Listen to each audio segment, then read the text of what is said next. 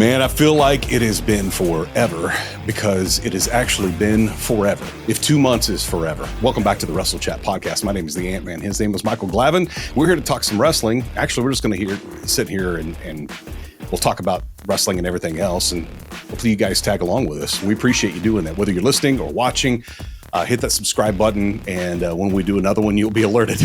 Hopefully it's next week. It could be next month, the way we've been going. We have no idea.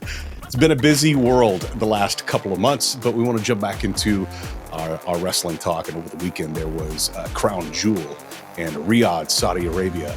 I get this confused. They do a couple of shows in Saudi every year, right? This one's Crown Jewel. What's the other one called?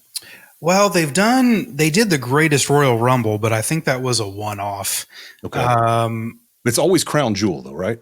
It's always Crown Jewel, but I think you're right. I think there was another one. I'll just look. There was something in May, I thought. WWE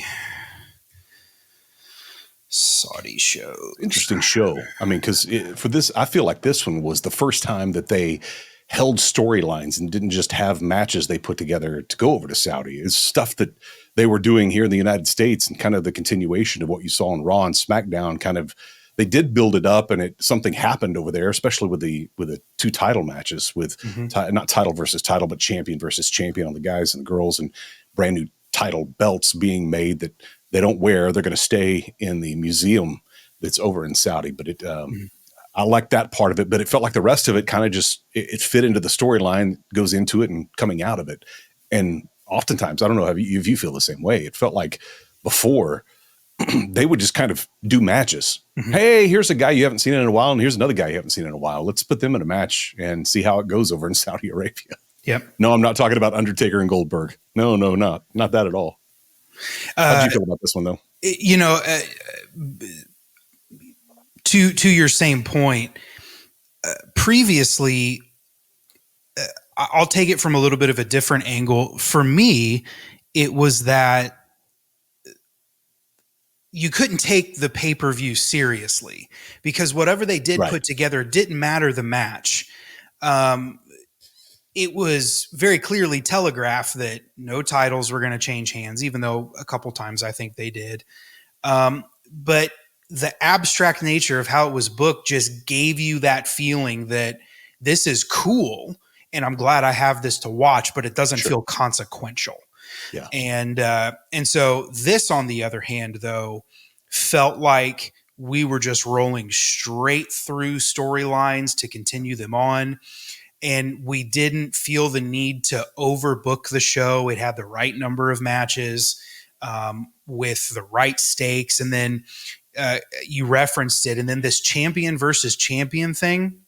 What a brilliant way to solve a weird issue of, hey, we need to promise, the Kingdom of Saudi Arabia, a good show that matters, but we can't culminate title changes or everything always in Saudi Arabia. So how do we fix that? Well, we take our best and we put on the best exhibition with a nice belt and ring that we can. And I mean, it just works. It's another thing that's been done over the last year or two that just works. Well, think about this too. When it ended, there were consequences that leak over to other things. I felt like it was always before. It was everything and every story ended.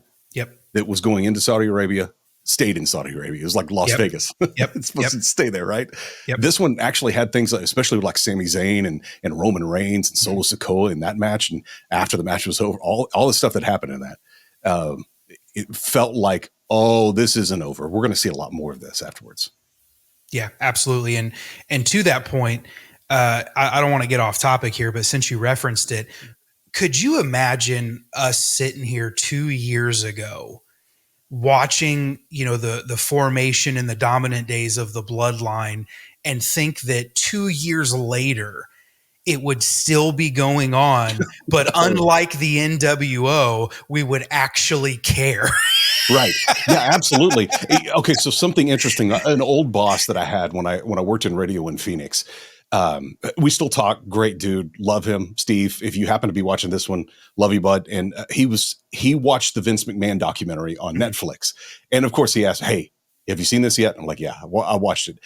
His takeaway from all of it was the incredible storytelling that WWE has always done. Now, I'll say this, that anytime that I would talk to him about wrestling, when he and I worked together, it was, I don't like wrestling. I don't care about wrestling. I don't care that you care about wrestling. Maybe it wasn't that demeaning at all, but he definitely showed me that I don't give a rip about this. And then he comes back around and watches this and starts talking about storylines. And I said, okay, I don't know that you're going to get into this and invest in it long enough to get the full story, but they've been doing something with, in essence, somebody he would know, The Rock's family for the past couple of years, and it's called the Bloodline. I don't know how to start this story. Let me see if I can find a short synopsis that I can just send to you. And I'm like, I don't even know how to do that. Let's just say this. It's a family. All of them are family. They're all related in some way, and they're all trying to be the boss. And he's like, okay, if you can find something, send it to me, because he was super interested in it. And that's somebody who's not interested in wrestling at all, got interested in the Bloodline because of, ironically, the Vince McMahon documentary. Yeah. And it's so interesting too. There's so many things in there you said that I could, kind of rattle off on. But one thing that came to my mind very randomly when you said this is how powerful and how iconic does a storyline have to be where you might make the suggestion that it's not the post Vince era or the post reality era or post PG era or whatever you want to call it. You almost want to call it the Bloodline era. Bingo. I think you have to now. And that's the thing, like how successful and how much care and talent does it take to be able to do something. Now we're in what, our third year of the Bloodline. Yeah. And it's for sure. There's nothing. You have stuff take like DX that went through a few iterations, kind of died off and then came back in kind of a gimmicky way. It wasn't really the way it was back in the day. NWO was consistent for a couple of years, but they lost traction so quickly when the Monday Night Wars ended. And leading up to the Monday Night Wars ending. But for the Bloodline, it just hasn't stopped, and it's been good the whole time. And now there's more of them. And the crazy part is there's still more of them out there. They're like gremlins. Somebody's watering them, and they're all just like, just popping up. Oh, somebody watered another gremlin. Here comes another Bloodline member.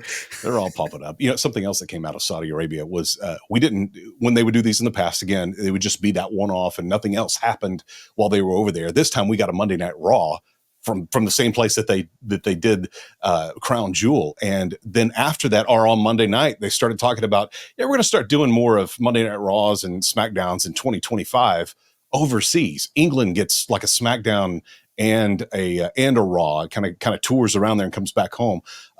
That's going to be interesting, especially in the age that we're in, where you get all the information up front, because those are going to be taped, obviously, before they air here. There's a 6-hour difference, I believe, going to England.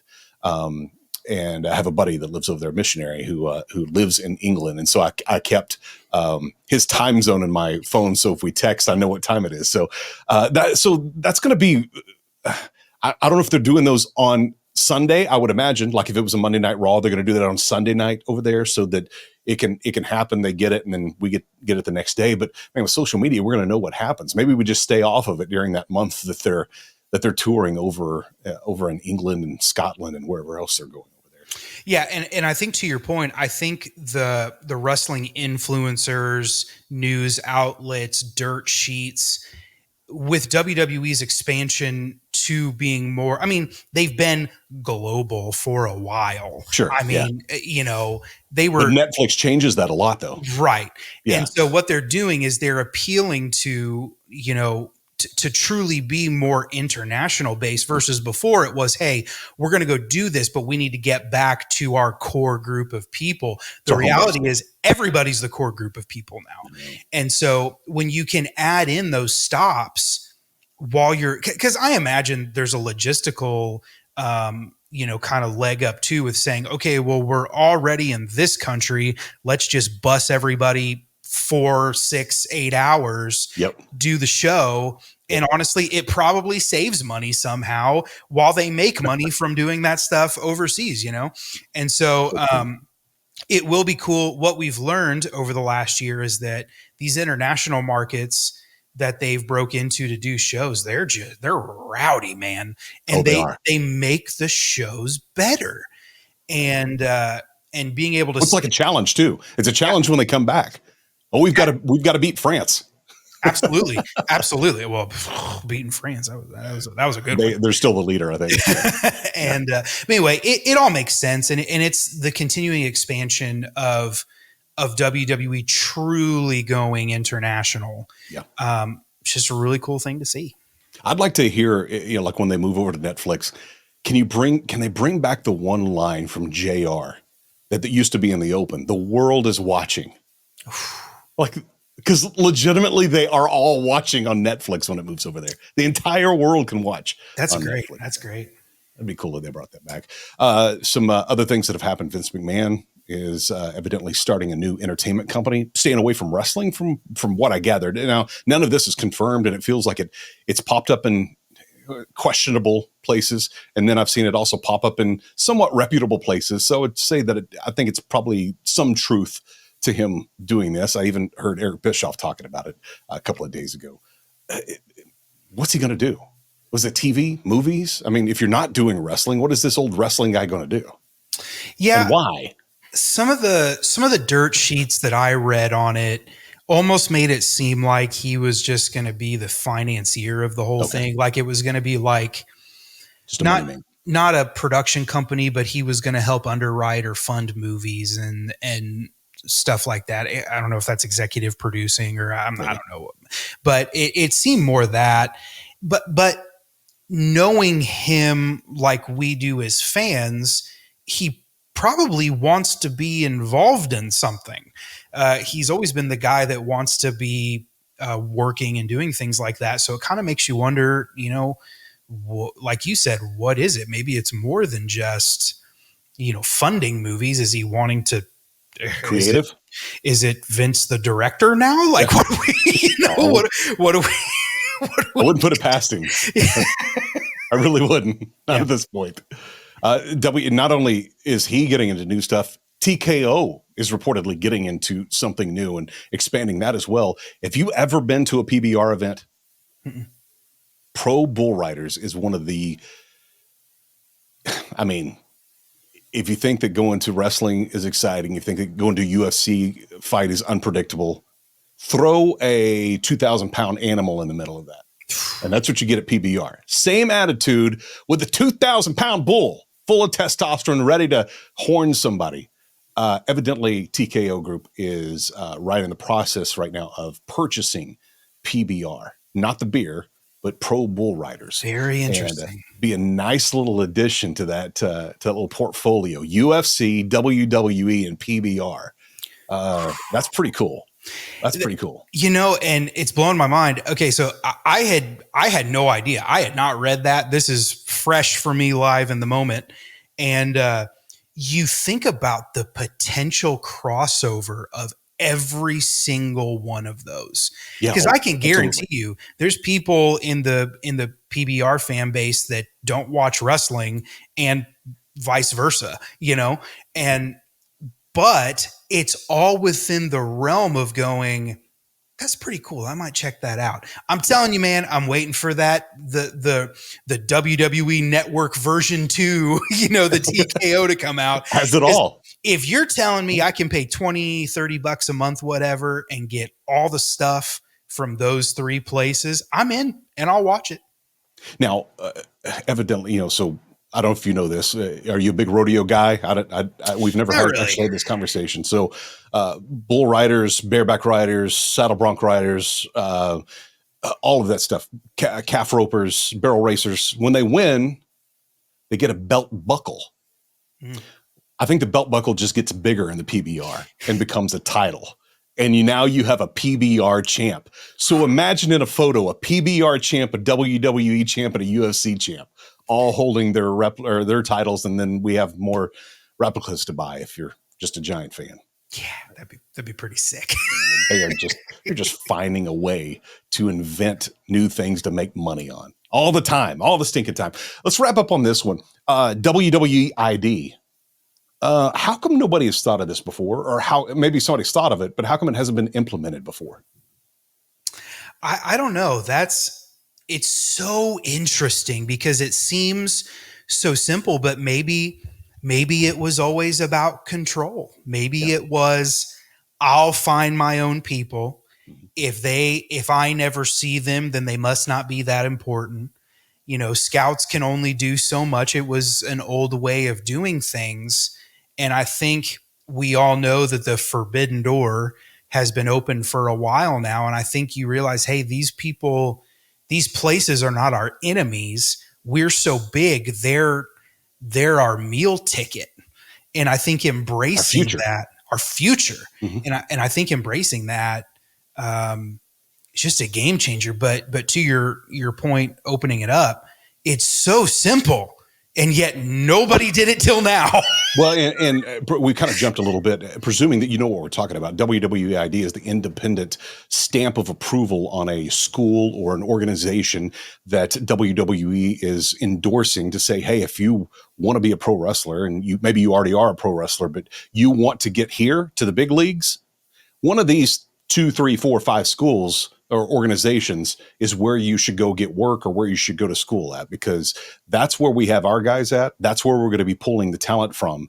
So go to one of these places. Mm-hmm. It's smart. I mean, because the alliance that now has, you also, as the competition on the other side. Now, I mean, I'm not going to get in here and start bashing AEW on this episode, at least. But the crowds continue to shrink, continue to get smaller, but they do have an incredible deal with Warner, and more eyeballs on it. And as you kind of have that as a competition, at least financially, for the guys and girls who are the talent on those shows, you can say, hey, which I think is very interesting. Cody Rhodes' school is one of them, and QT Marshall is one of the coaches there. He is under contract at AEW, but his school feeds right into WWE now.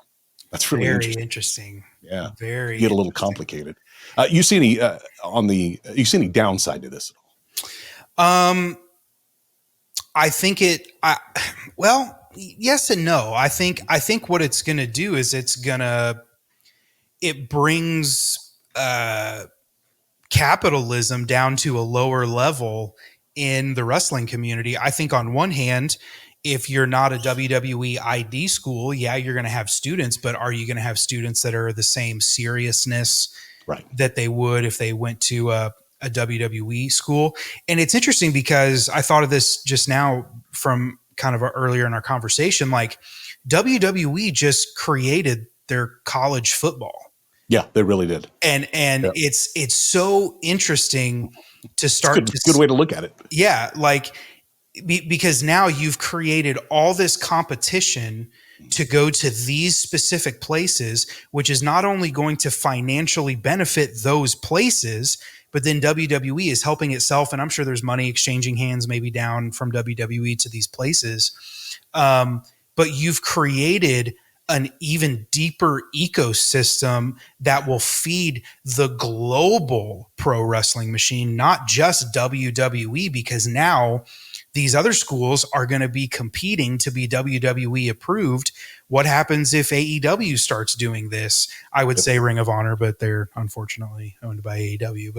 But to my point, like if other promotions start popping up or this becomes a thing,